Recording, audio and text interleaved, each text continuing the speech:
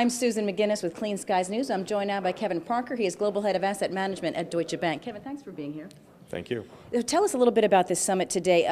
Do you feel the financial community is on the sidelines? Give us a sense of sort of where the institutional investors are, where the big investors are as far as investing in clean tech future. I don't think they're on the sidelines. I think they're front and center now. I spoke at this conference a couple of years ago to virtually an empty room, and today we have $17 trillion of investors sitting in the audience. I mean, there's so much talk about, the right policies being put into place and a global agreement coming to fruition, unleashing huge amounts of investment. So you still do see that happening, even though capital is being deployed today. Yeah, absolutely. Look, investors are paid to think 6 months, 12 months, 18 months in advance.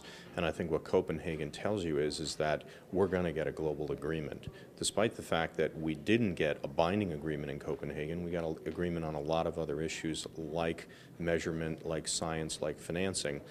And I think what investors are sensing now is this is going to happen. Now they've got to get in the game. So if you could tell Congress what to do right now, what would be sort of the top rate policies that would unleash the most and best investment? Well, clearly getting the Markey-Waxman bill passed and getting a price on carbon is kind of the first step. We've always said that that's important on a long-term basis. On a short-term basis, I think the states are actually taking matters in their own hands and passing feed-in tariffs and other measures around energy efficiency.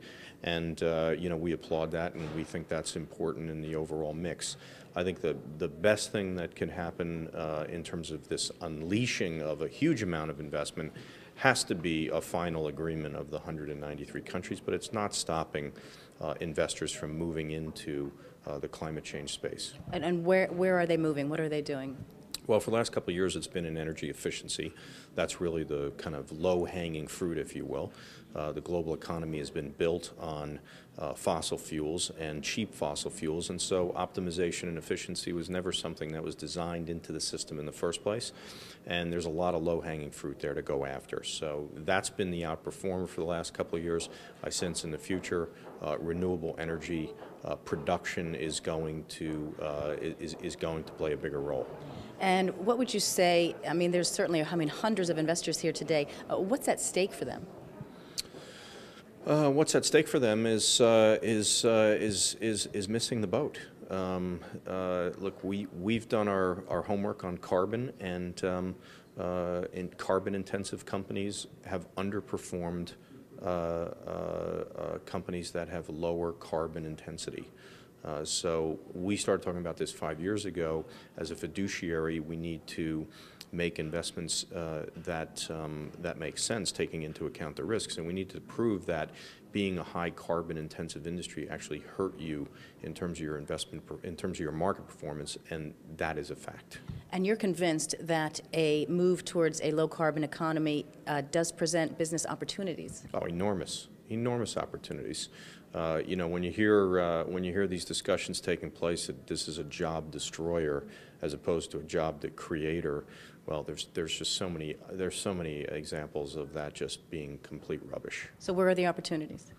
Well, the opportunities again are in energy efficiency and renewable energy, and I think one should look no further than to places like Germany and China to see the level of job creation and wealth creation that's happening in those countries as they embrace a low-carbon future.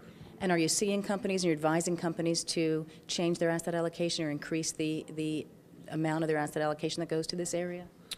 Well, we're certainly becoming convinced that a low-carbon future is actually having an impact on stock valuations and security valuations, and incorporating that into our investment process. Okay. Kevin Parker with Deutsche Bank, thank you. Nice to see you. And we appreciate it. And I'm Susan McGinnis with Clean Skies News.